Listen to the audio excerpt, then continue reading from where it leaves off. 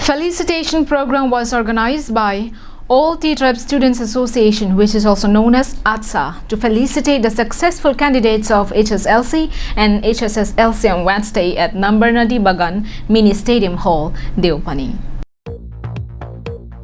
Under the initiatives of Assam T-Tribe Students Association, ATTSA, Bokajan Branch Committee in collaboration with Sa Janajati Mahila Samiti jointly organized a felicitation program to felicitate all the successful candidates of HSLC and HSSLC on 13 July at Number Nadi Bagan Mini Stadium Hall, Deopani.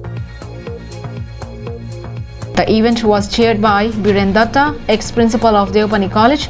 Sharban Telenga, MSc, attended the event as an invited guest of the program.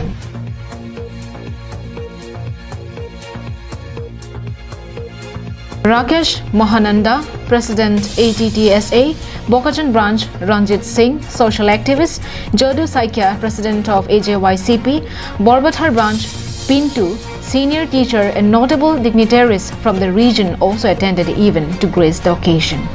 As many as 20 students were felicitated with Hulan Gamosa, file and with a certificate of acknowledgement.